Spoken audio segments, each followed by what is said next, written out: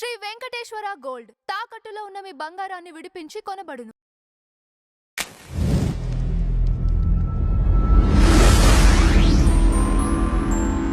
నమస్కారం ప్రసాద్. జగన్మోహన్ రెడ్డి గారు మళ్ళీ బాంబు పేల్చారు.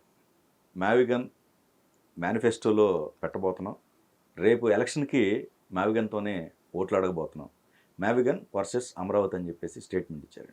సో దీనిపైన మీ అభిప్రాయం ఏంటి? దేనికైనా సరే ఒక మాట ఆడే ముందు వెనకాతలు ఎవడున్నాడని బ్యాక్గ్రౌండ్ చూసుకుంటారు ఎవడైనా.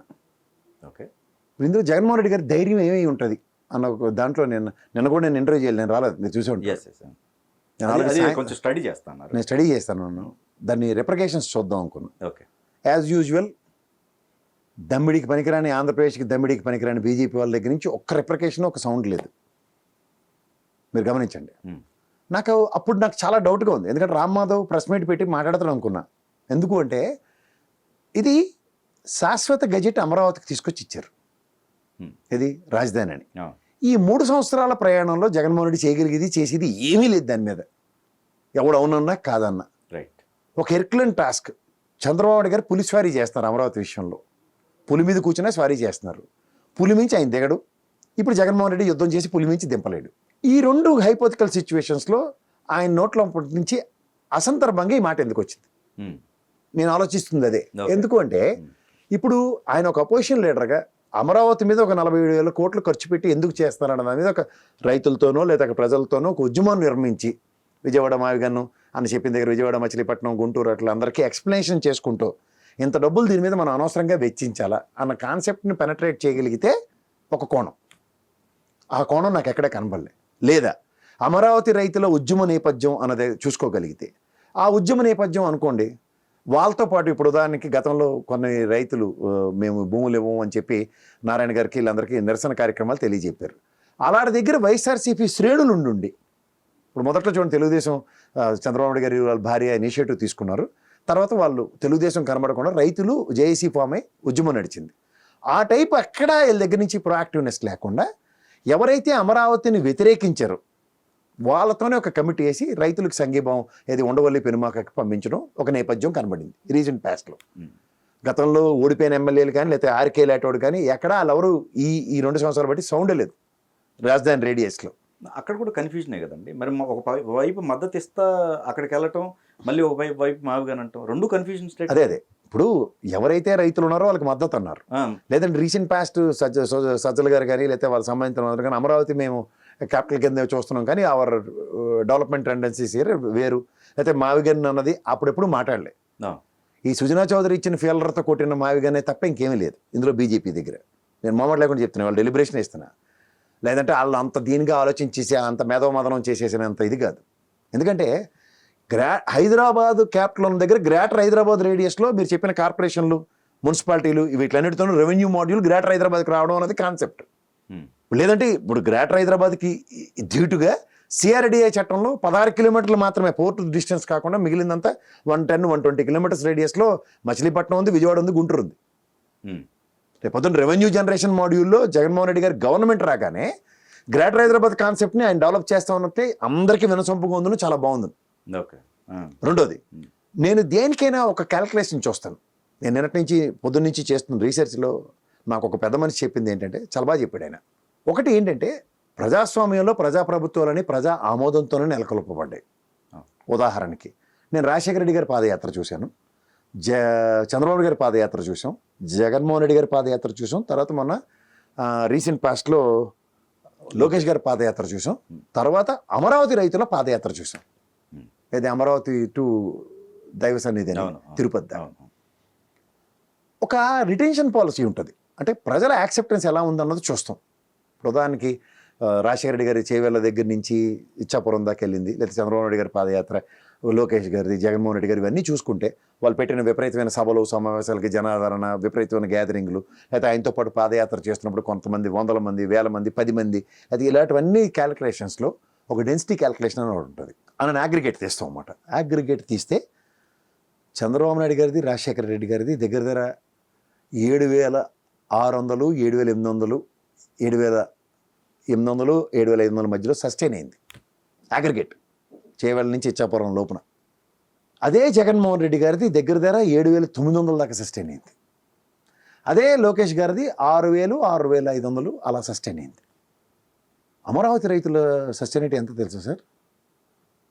దగ్గర దగ్గర 23,000, 29,000 మధ్యలో సస్టైన్ అయింది ఓకే, యాక్సెప్టెన్స్. రైట్.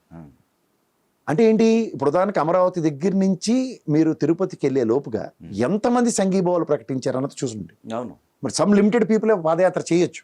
అవును. మీకు రేరెస్ట్గా కోటమిరెడ్డి గారు ఎప్పుడైతే సంఘీభావాలు ప్రకటించారో అక్కడ జరిగిన, లేదా ఆయనకి తోపడాకి వాళ్ళందరికీ అన్నాదరణతో వాళ్ళని సత్కారాలు చేసుకున్నది, ఇవన్నీ ఒక డెన్సిటీ క్యాలిక్యులేట్ చేస్తే నేను ఎందుకు చెప్తాను, ఈ కంపారిజన్ ఎందుకు ఇస్తాను అడగొచ్చు మీరు. రాజశేఖర రెడ్డి గారి గవర్నమెంట్ వచ్చిందా ప్రజాదరణతోనే, చంద్రబాబు గారి గవర్నమెంట్ వచ్చిందా ప్రజాదరణతోనే, జగన్మోహన్ రెడ్డి గారి గవర్నమెంట్ ప్రజాదరణతోనే వచ్చింది కదా, ఇంక్లూడింగ్ లోకేష్ పాదయాత్రకు కూడా జనాదరణతోనే 124 స్థానాలు వచ్చాయి కదా కూటమికి. ఇది మీరు యాక్సెప్ట్ చేయాలా వద్దా? ఖచ్చితంగా. అలాగే అమరావతి పాదయాత్ర సత్ఫలితమే కదా, 3 రాజధానుల బిల్లు విరమణ, అసెంబ్లీ వేదికగా ఆ రోజు జగన్మోహన్ రెడ్డి గారు చెప్పిన మాట ఏంటి, దీనికి ఇంకో ప్రత్యామ్నాయం ఆలోచిస్తామని చెప్పారు. ఆ టెన్యూర్లో అయితే ఆలోచించలేదు కదా. అలాగే గౌరవ న్యాయస్థానం నుంచి రిట్ ఆఫ్ మ్యాండమస్ తీర్పు వచ్చింది కదా. అలాగే చంద్రబాబు నాయుడు గారు ప్రెసిడెంట్ ఆఫ్ ఇండియాని కలిసి కాన్స్టిట్యూషనల్ వైలేషన్ అని చెప్పబట్టే కదా, ఏది మండలి చైర్మన్ సంతకం లేదు, రాజధాని బిల్లు ఎలా పాస్ అవుతుందన్నదే కాన్స్టిట్యూషనల్ వైలేషనే కదా. సో ఈ మూడిటి కన్సిడరేషన్ ఎవరికి అడ్వాంటేజ్ వచ్చింది, రైతులకే కదా, అంటే ప్రజాదరణ ఉండబట్టే కదా. అవును. పైపొచ్చేది ఇదంతా గ్రేటర్ రాయలసీమలో నడిచారు వాళ్ళు. అవును, మీరు గమనించారా? అవును. ఎక్కడి నుంచి గుంటూరు, నెక్స్ట్ వచ్చేది ఏంటి ప్రకాశం అండ్ నెల్లూరు, ఆ తర్వాత అంతా రాయలసీమ టెరిటరీయే కదా, చిత్తూరు రాయలసీమ కదా. అక్కడ జనాదరణతో అంటే entire those territory has been accepted Amaravati కదా. అటు ఇటు కూడా ఉత్తరాంధ్ర కూడా యాక్సెప్టెన్స్. నేను మనం పాదయాత్ర వాళ్ళు వెళ్ళిన రూట్ అయితే అది ఫస్ట్ దాన్ని మాడదాం. కరెక్ట్. సో యాక్సెప్టెన్స్ ఇప్పుడు భౌగోళికంగా అన్న దగ్గర ఇప్పుడు మావిగంలో గుంటూరులో కూడా అమరావతి ఉంది. అవును, మీరు గమనించారు. అవును. ఇక్కడ హైపోతికల్ ఈక్వేషన్ ఎక్కడ నడుస్తుందంటే, రాజధాని అన్నది కాన్సెప్ట్ ఎలక్షన్ కనుక్కుంటే మీరు జాగ్రత్తగా గమనించండి. అమరావతి రాజధానిగా తీసుకున్న చంద్రబాబు గారు కూడా నెక్స్ట్ ఎలక్షన్ ఓడిపోయారు కదా 151 జగన్మోహన్ రెడ్డికి వచ్చినప్పుడు. అప్పుడు విజయవాడ గుంటూరులో ఎవరు యాక్సెప్టెన్స్ ఇవ్వలేదు దానికి, ఇచ్చారా? అప్పుడు కరెక్ట్ ఇవ్వలే కదా. ఆయన 23 స్థానాలు గెలిచినప్పుడు.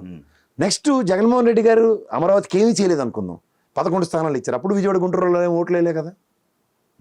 రాజధాని అనే కాన్సెప్ట్ ఎక్కడికి లీడ్ అవుతుంది, ప్రజలకు కావాల్సింది ఏంటి?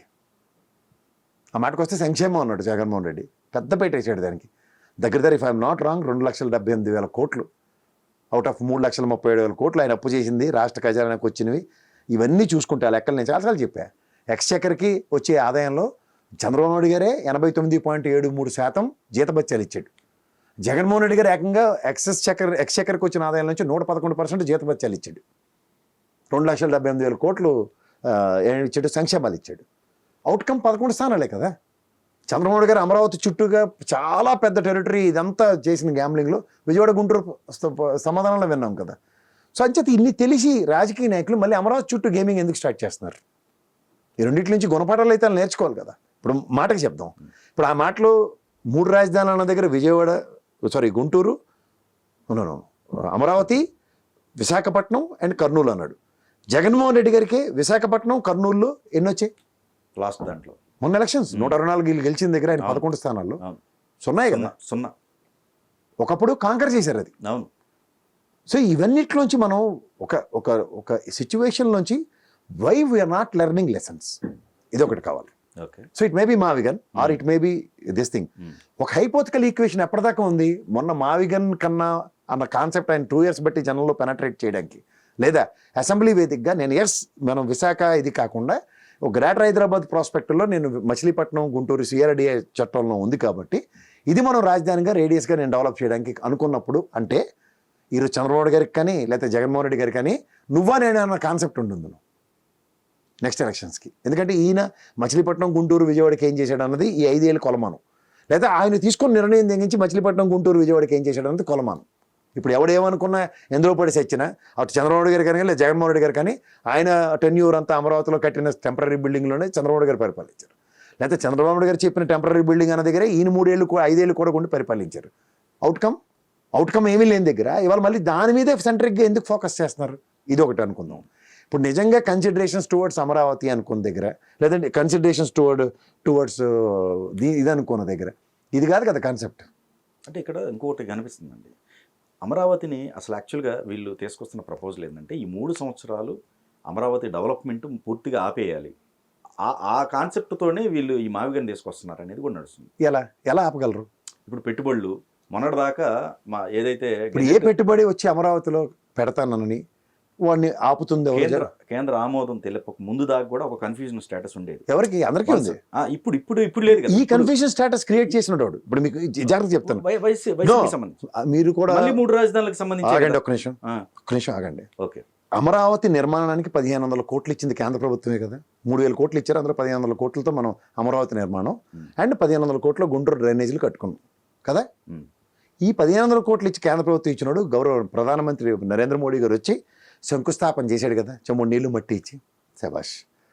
ఆ తర్వాత అమరావతి ప్రాస్పెక్టులో కట్టుకుంటూ వెళ్తున్నాం. నెక్స్ట్ గవర్నమెంట్ మారింది. ఈ 5 ఏళ్ళలో జగన్మోహన్ రెడ్డి గారు సడన్గా ఒకరోజు 3 రాజధానులు అన్నాడు. అప్పుడు బీజేపీ బాధ్యత ఒకటి ఏడుస్తుంది కదా. అదేంటది? సోమవీర్రాజు పాలతో కడిగాను, తొక్కతో కడిగాను, తోటకూరతో కడిగాను కాదు కదా. పురంధేశ్వర గారు అమ్మగారు ఈనాడు పేపర్ చదివి మనం ఉద్ధరించడం కాదు కదా. బీజేపీ పరంగా స్టేట్ నుంచి ఒక డెలిగేషన్ వెళ్ళి, సార్ ఇది అమరావతి అన్నప్పుడు వీళ్ళు 3 రాజధానులు ఎలా అన్నప్పుడు కేంద్ర ప్రభుత్వం నుంచి మనకి ఏమైనా సమాధానం ఇచ్చారండి? ఫస్ట్ మీరు చెప్పండి. వాళ్ళ ఆమోదం కూడా తెలపలేదు అట్లా అనుకుంటే కదా. పోనీ ఇదంతా ఓకే. వీళ్ళు అన్నదానికి కూడా జెండా ఒప్పలేదు. వాళ్ళు అంటే వాళ్ళకి కన్సిడరేషన్ ఇస్తూ వీళ్ళకి నెత్తికెట్టుకుంటున్నారా, లేదా వీళ్ళకి కన్సిడరేషన్ ఇస్తూ వాళ్ళని తిడుతున్నారా? మీరు ఇక్కడ మీరు గమనించండి. వాళ్ళు రాజకీయ ఇందులో బీజేపీ ద్రోహం చేస్తుంది ఎందుకు మీరు మాట్లాడరు? The main culprit is BJP. ఇక్కడ మీకు ఒకటే మాట చెప్తాను, రెండోసారి పునఃశంకుస్థాపన చేశాడు ఆయనే. మళ్ళీ వచ్చాడు కదా నరేంద్ర మోడీ గారు, ప్రధానమంత్రి హోదాలో వచ్చాడు కదా. అప్పుడేంటి ఆ తర్వాత అప్పుడు ఇవ్వలేదు మనకి శాశ్వత రాజధాని కింద, కానీ మొన్న రీసెంట్ పాస్ట్గా శాశ్వత రాజధానిని ఇచ్చాడు. సంతోషం. శాశ్వత రాజధాని ఇచ్చిన తర్వాత కూడా మావిగాన్ అన్నప్పుడు నేను మాధవ ఏమైనా ప్రెస్ మీట్ పెట్టి చెప్పాడా బీజేపీ అధ్యక్షుడు హోదాలో? ఇంకా అవసరం ఎందుకు సార్? వన్స్ డిక్లేర్ అయిపోయిన తర్వాత ఇంకా అవసరం ఎందుకు? మరి ఈయన మావిగాన్ అన్నప్పుడు 100 అనుకోవచ్చు. అదే కదా ఇప్పుడు కన్ఫ్యూజన్. బాగుంది కదా, మీకు బాగుందా? చాలా బాగుంది కదా, బాగుంది కదా, గమ్మున ఉండండి. ఇదే రేపొద్దున గవర్నమెంట్ మారుతుంది, కర్మగాలి మారింది అనుకుందాం. వర్స్ట్ కేస్ సినారియో అంతా కూడా న్యూట్రల్ అనే వాళ్ళు బేస్ లోనే ఉంటది. వాళ్ళే అబ్జర్వ్ చేసేది, అలా బొంద అని చెప్తున్నాను. న్యూట్రల్ అయితే ఏం చేస్తారు? ఎలక్షన్ లో గెలిపిస్తారు వాళ్ళే కదండి చేంజర్స్. గేమ్ చేంజ్ చేసేది ఎవరికి గవర్నమెంట్ కి సంబంధం. రాజధాని చేంజ్ చేసే వాళ్ళు కాదు కదా వాళ్ళు. జాగ్రత్తగా వినండి మీరు, ఓకే? జాగ్రత్తగా వినండి లాజిక్ ఒకటి. వర్స్ట్ కేస్ సినారియోలో గెలిచారు అనుకుందాం జగన్మోహన్ రెడ్డి పార్టీ వైఎస్ఆర్సీపీ, మీకు ఏం చేయగలరు మీరు? టెక్నికల్ గా అసాధ్యంగా మావిని ఎట్లా సార్? మరి కేంద్ర అప్పుడు మామూలుగా ఏది మన శాసన మండలిలోనే వీళ్ళకి ఏ విధమైన తిరస్కారం ఎట్లా వచ్చింది? శాసన మండలికే వీళ్ళు ఏం చేయలేకపోయారు కదా. మరి అలాంటిది కేంద్రం ఆమోదించిన తర్వాత మరి ఆ సంఖ్య మీరు మళ్ళీ కన్ఫ్యూజ్ అయ్యి నన్ను క్వశ్చన్ చేయకండి. కాదు సార్, శాసన మండలి మీరే చెప్తారు. ప్రశ్న ఆగండి. శాసన మండలి ఆమోదం లేదు, నేనే చెప్తున్నాను కదా. పైపచ్చి కాన్స్టిట్యూషన్ వైలేషన్ కూడా నేనే చెప్తున్నాను కదా. మండలి చైర్మన్ సంతకం లేదు దాని మీద, చేయకుండా బిల్లు పాస్ అయింది. ఏది 3 రాజధానులు ఉండండి. మనకి రెస్క్యూకి వచ్చింది గౌరవ న్యాయస్థానం, రిట్ ఆఫ్ మ్యాండమస్ తీర్పు. మనకి రెస్క్యూకి వచ్చింది ప్రెసిడెంట్ ఆఫ్ ఇండియా మొమెంటం వెళ్ళిన తర్వాత ఇక్కడ అచేతన స్థితిలో ఉన్న వైఎస్ఆర్సీపీ వెనక్కి తీసుకుంది 3 రాజధానుల బిల్లు. ఇందులో కేంద్ర ప్రభుత్వ రోల్ ఎక్కడ కనబడింది మీకు? అదే కేంద్ర. నేను దీనికి సమాధానం చెప్పకుండా మీరు దాటవేయకండి. ఇందులో కేంద్ర ప్రభుత్వం లీగల్ సెల్ మినిస్టర్ రవిశంకర్ ప్రసాదే కదా, హైకోర్టు ఇచ్చింది ఆయనే కదా, 100 మంది ఎమ్మెల్యేల కన్సిడరేషన్స్తో. ఇది కాన్స్టిట్యూషన్ వైలేషను అండ్ ముఖ్యంగా ఇది కోర్టులో రిట్ ఆఫ్ మ్యాండమస్ తీర్పుకి సంబంధించింది కాబట్టి కేంద్ర ప్రభుత్వంగా అమరావతికి రాజధానిని శాశ్వత గజెట్ అని అప్పుడు ఇచ్చారా? ఇవ్వలేదు కదా. అప్పుడు గవర్నమెంట్ అది కాదు కదండి, ఎవరిది కాదు, వైఎస్ఆర్సీపీ. అప్పుడు నేను వైఎస్ఆర్సీపీదే చెప్తున్నాను సార్. న్యాయస్థాన పరంగా ముట్టికే పడింది. నెక్స్ట్ రాష్ట్రపతి గారి దగ్గరికి వెళ్ళిన తర్వాత ఇది చెల్లదు అన్న దాని మీద 3 రాజధానుల బిల్లు వాళ్ళు విరమించుకున్నారు. రాజకీయ కోణంలో చూస్తే వీళ్ళు సపోర్ట్ చేస్తున్నారు ఆ గవర్నమెంట్ కి. అలా చూసుకోవాలంటే ఇప్పుడు సపోర్ట్ చేస్తున్నారు కదా. ఇప్పుడు ప్రత్యక్షంగా సపోర్ట్ చేస్తుంది. ఇప్పుడు కూటమి అనేది ఒక ప్రత్యక్షంగా, అప్పుడు పరోక్షంగానే సపోర్ట్ చేస్తున్న వైఎస్ఆర్సీపీ, ఇప్పుడు పరోక్షంగా సపోర్ట్ చేస్తున్న వైఎస్ఆర్సీపీ, వీళ్ళిద్దరికి తగిలించి తమాషా చూస్తున్న బీజేపీ. ఇది ఎందుకు మాట్లాడరు మీరు? అది ఉందండి ఆ గేమ్. సార్ మీరు ఇప్పుడు తెలుగుదేశం అన్న పార్టీ ఉండండి, తెలుగుదేశం అన్న పార్టీ బీజేపీ సన్నిధానంలో శాత తీరుతుంటే 5 ఏళ్ల పాటు సినిమా చూపించింది ఎవరు? బీజేపీ వైఎస్ఆర్సీపీ కలిపే కదా తెలుగుదేశానికి. అమరావతి రైతులకి ఒప్పుకుంటారా ఒప్పుకోరా? ప్రజలకు అనొచ్చు, ఆంధ్రప్రదేశ్ ప్రజలకు అనుకోవచ్చు. అది తెలుసుకోమండి ఫస్ట్. రేపు పొద్దున్న ఈ శాశ్వత రాజధాని ఇచ్చేశారు కాబట్టి జరగదు అన్న అద్భుతాన్ని మాత్రం దయించి డిస్కస్ చేయకండి. సంఖ్యాబలంగా సార్ టెక్నికల్గా మాట్లాడుకోవాలంటే సంఖ్యాబలం ఈలేను పెద్ద తీసుమార్కాల నెంబర్ ఉందేటి ఇప్పుడు. మళ్ళీ ఈ నెంబర్ ఈ నెంబర్ రేపు ఒక కేంద్రంలో. వర్స్ట్ కేస్ సినారియోలో ఇప్పుడు ఈ విషయంలో తగిలించి తమాషా చూస్తున్నాడు బీజేపీయే. ఎందుకంటే టక్కుమని ఇక్కడ రామ్ మాధవ్ ప్రెస్ మీట్ పెట్టాయినా ఏం రాజధాని శాశ్వత గెజిట్ వచ్చిన తర్వాత మావిగాన్ కాన్సెప్ట్ ఎక్కడి నుంచి వస్తుంది? కేంద్ర ప్రభుత్వం ఆల్రెడీ 40 పార్టీల కన్సర్న్స్తో ఇచ్చిన అప్రూవల్ ఇది శాశ్వత రాజధాని. What capacity you people are talking అనే కౌంటర్ ఏమైనా ఉందా ఎక్కడి నుంచైనా? అది అవసరం ఉండండి. లబోదిబోం అంటున్న తెలుగుదేశం, చంద్రబాబు నాయుడు గారు లేకపోతే పవన్ కళ్యాణ్ గారు, లోకేష్ గారు ఇవి మావి గారిని సెటైరికల్గా మాట్లాడమే తప్ప ఇది మీకు సెంట్రల్ గవర్నమెంట్ గెజిట్ ఇచ్చిందా లేకపోతే గౌరవ హైకోర్టు ఇచ్చిందా, గౌరవ రాష్ట్రపతి గారు ఇచ్చారా? రాష్ట్రపతి పార్లమెంట్ ఆమోదించబడింది కదా. పార్లమెంట్ ఆమోదించిన తర్వాత రాష్ట్రపతి గెజిట్ ఇచ్చింది కదా. కానీ రిట్ ఆఫ్ మ్యాండమస్ తీర్పుని ఛాలెంజ్ చేస్తూ రిట్ ఆఫ్ మ్యాండమస్ తీర్పు కన్నా ముందు రాష్ట్రపతి గారిని కలిసినప్పుడు పార్లమెంట్ ఆమోదం లేదన్న కాన్సెప్ట్తో వెళ్ళారు కదా. అది మన దౌర్భాగ్యం కదా. మన రాష్ట్ర మీరు జాగ్రత్తగా వినండి ఇందులో సెన్సిటివిటీ. ఇదే కేంద్ర ప్రభుత్వం రోలు అన్నది వాళ్ళు తలుచుకుంటే అన్నప్పుడు వాళ్ళు తలుచుకుంటే ఓకే. అదే ఇప్పుడు ఇదే చంద్రబాబు నాయుడు గారి రోలు రేపు జగన్మోహన్ రెడ్డి ప్లే చేసాడు అనుకోండి. అదే ఎన్డీఏలో ఉండండి, ఎన్డీఏలో ఇదే చంద్రబాబు నాయుడు గారు నిన్నటిదాకా ప్లే చేసిన రోలు రేపు జగన్మోహన్ రెడ్డి చేసాడు అనుకుందాం. ఒక ఆ సిచ్యువేషన్ రావచ్చు అంటారు. కర్మ కాలితే ఓకే హైపోథెటికల్గా మాడదాం, వాస్తవం మన దగ్గరగా మాడదాం. నేను ఎందుకు అంటున్నానంటే మొగ్గలోనే తొంచకపోతే అన్న దగ్గర బీజేపీ వాడు కదా తొలచవలసింది, నేను మీరు కాదు కదా. ఇప్పుడు చంద్రబాబు గారు నేను లేకపోతే జగన్మోహన్ రెడ్డి గారు నేను అరణ్యరోధనే కదా అందరూ అరుచుకుని. కాదండి ఇంకోటి, శాశ్వత రాజధాని అని గెజిట్ వచ్చిన తర్వాత నువ్వు ఏ కెపాసిటీతో మాట్లాడుతున్నావు ఎవడని ఛాలెంజ్ చేయగలుగుతున్నాడా? ఎందుకు మాట్లాడటం అని ఆపేసుకుంటున్నారేమో. ఓహో రేపు జరిగితే కాన్స్టిట్యూషన్ అమెండ్మెంట్స్ జరుగుతున్నాయి లేదండి? కాన్స్టిట్యూషన్ కి అమెండ్మెంట్స్ జరుగుతున్నాయి లేదా? అమెండ్మెంట్స్ అసెంబ్లీలో ఇప్పుడు మొన్న మహిళా బిల్లు రిజెక్ట్ అయింది మనలో అనమాట. రేపు మళ్ళీ పెడతారు. అదే రిజెక్ట్ అయిపోయింది కాబట్టి మేము పెట్టమని ఏమో కూర్చుంటాడు అమిత్ షా. అంటే ఇప్పుడు దాకా తెచ్చిన పెట్టుబడి ఇప్పుడు అక్కడ ఏదైతే వేల కోట్ల రూపాయలు జరుగుతుందో కన్స్ట్రక్షన్స్ కావచ్చు, కన్స్ట్రక్షన్ అప్పు చేసి కడుతున్నారండి. అదేండి ఇవన్నీ కూడా అంటే ఉండండి ఒక్క నిమిషం. 5 సంవత్సరాలు జగన్మోహన్ రెడ్డి అనే వ్యక్తి, మీకు ఇంకోటి చెప్పనా క్రిటికాలిటీ చెప్తా. దీనికన్నా ముందు చెప్తే 5 సంవత్సరాలు విషయం మాట్లాడచ్చు. మొన్న మెడికల్ కాలేజీలకి ప్రైవేటీకరణని పీపీపీ పద్ధతిలో వేశారు ఆయన. ఒక్కడు కూడా బిడ్డేలే. పైపచ్చి ఆయనకి భయపడి ఎవడు రాలేదు. ఎగ్జాంపుల్ భయపడే వాడు పెట్టుబడులు పెట్టట్లేదు అనుకుందాం. లేదా పెట్టుబడులు పెట్టినోడు భయం ఉంటుందా ఉండదా? ఇది ప్రజాస్వామ్యం. నా చేతిలో ఉందో శాశ్వతంగా చంద్రబాబు గారు ముఖ్యమంత్రి అని మీరు నేను రాసివ్వగలం బాండ్ పేపర్ల మీద. సో పెట్టుబడులకి స్వర్గధామం చేయవలసిన బాధ్యత ఎవరి మీద ఉంటుంది? కేంద్ర ప్రభుత్వం మీదే కదా. ఏ అష్యూరెన్సెస్ ఇవ్వాలి? చంద్రబాబు గారు ఇక్కడ హైదరాబాద్లో క్యాపిటల్ని సమైక్య రాష్ట్రంలో కూర్చోబెట్టే కదా. మైక్రోసాఫ్ట్ వాడు వచ్చి మాట్లాడాడు, ఐఎస్బీ వాడు వచ్చి మాట్లాడాడు, తర్వాత కార్యాచరణ జరిగింది.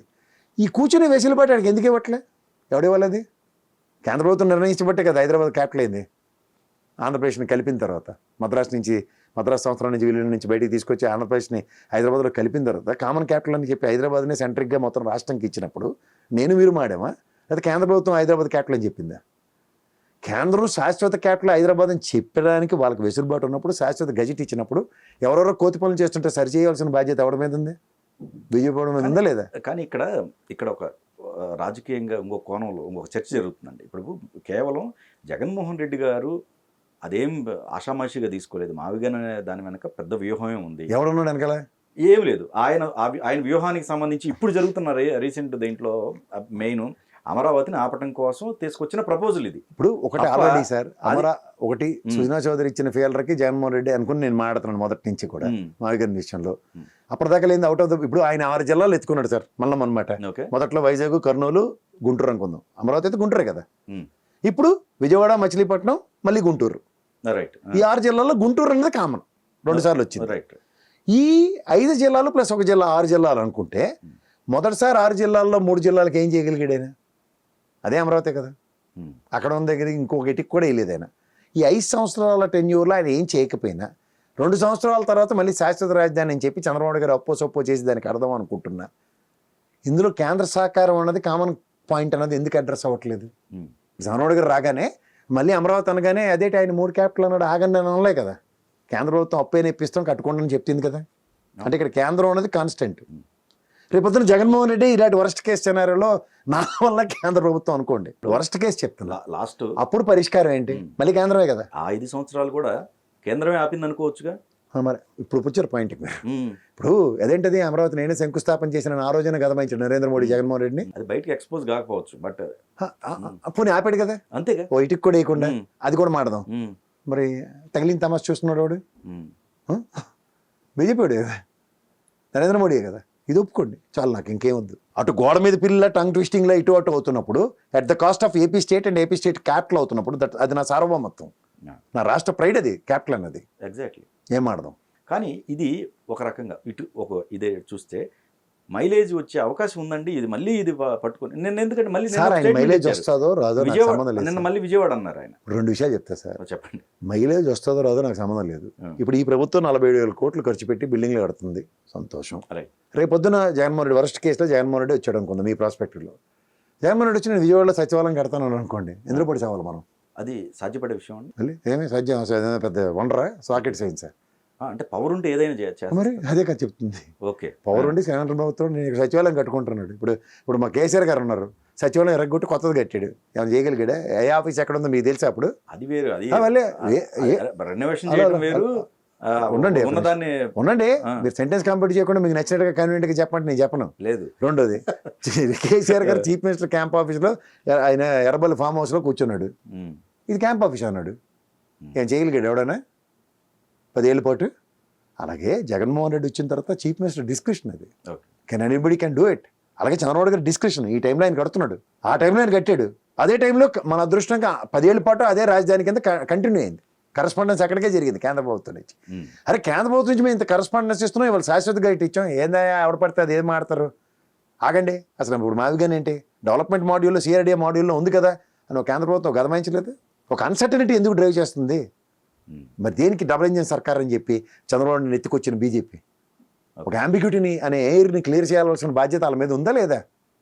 అంటే ఈ 3 ఏళ్ళు చంద్రబాబు గారు ఒక అంబిగ్యూటీలో అవ్వాలి, లేదా జగన్మోహన్ రెడ్డి గారు నా ప్రభుత్వం రాగానే నేనేం చేయాలని ఒక పెద్ద ప్రాస్పెక్టివ్లో ఆయన డ్రైవ్ అవ్వాలి? ఇవందరికీ ప్రజలకు అవసరమా?